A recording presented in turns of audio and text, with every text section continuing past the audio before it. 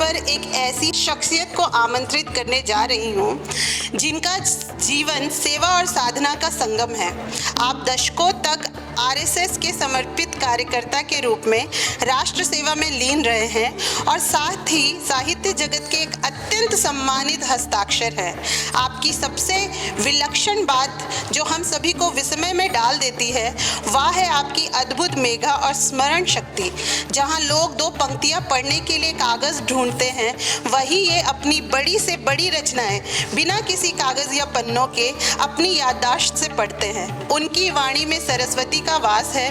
बड़े ही गौरव के साथ मैं हमारे विशिष्ट अतिथि आदरणीय बलविंदर सिंह जी को मंच पर आमंत्रित करती हूँ।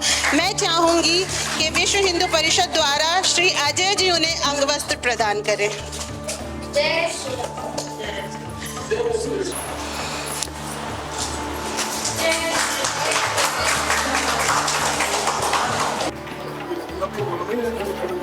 आपकी मर्जी, मंच आपका, समय आपका।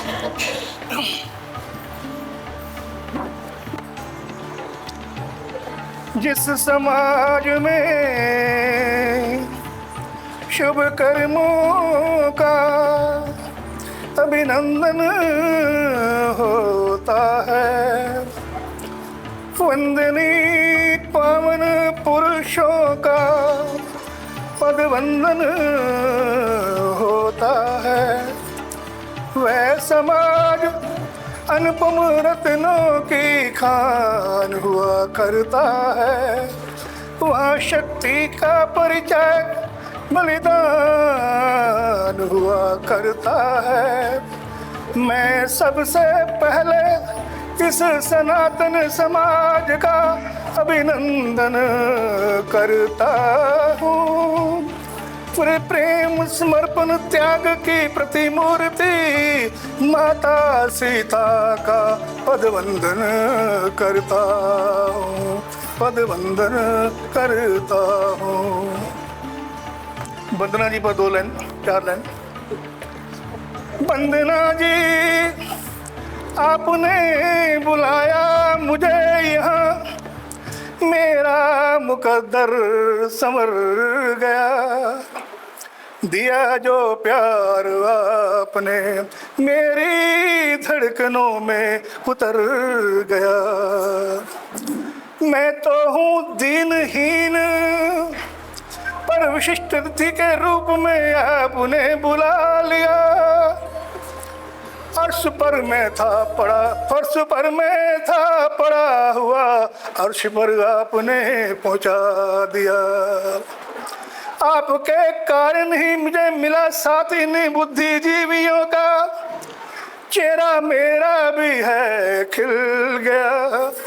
दिया जो प्यार आपने मेरी धड़कनों में उतर गया। मुझसे पहले अरुण जी, अजय जी, प्रतिभा जी ने अलग अलग विषय श्री माता सीता पर रखा और मुझे तो लगता है और कुछ बोलने की आवश्यकता विशेष है भी नहीं, पर क्षण भर के लिए मैं कुछ समय आपका लूँगा। आप देखते होंगे साथियों, तमाम बुद्धिजीवी वर्ग यहाँ बैठा हुआ है। हर माध्यम से अध्ययन करते हैं, पढ़ते हैं, लिखते हैं। कई तरह की कंट्राडिक्टरी बातें दिमाग में आ जाती है। यह सॉल्यूशन निकालना बहुत मुश्किल हो जाता है, सही क्या और सच क्या है और गलत क्या है। जब मैं टाटा मोटर में कोर्स कर रहा था 4 साल का, उस समय एक क्लास हमारी हुई थी कि rumour spreading and fact finding. उस समय हम लोग को बताया गया था कि कैसे, देखिए, अगर कोई गलत चीज़ आपके कान में डाली जाती है या कोई ऐसा विषय उड़ जाता है, उसकी सच्चाई की तह पर जानना बहुत ही मुश्किल हो जाता है।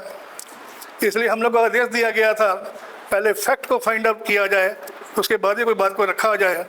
माता सीता के संदर्भ में बहुत सारी बातें हैं और मैं भी कभी कभी बड़ा उलझन में पड़ जाता हूँ। भगवान राम की पत्नी सीता, भगवान स्वयं राम थे, माता सीता जगधात्री, गुरु वशिष्ठ इतने बड़े ब्रह्म ऋषि, शुभ मुहूर्त में उनकी शादी हुई, फिर भी इतना कष्ट क्यों दिखाया गया जो हम लोग को पढ़ाया गया, जिस ढंग से भी पढ़ाया गया। माता सीता को मुझे तो ऐसा महसूस होता शायद कभी सुख मिला ही नहीं ज़िंदगी में, जैसा कि बताया गया। तरफ से सुविधा संपन्न, हर तरफ से हर शक्ति उनके पास थी, फिर भी काफ़ी कष्ट उनको सहने पड़े।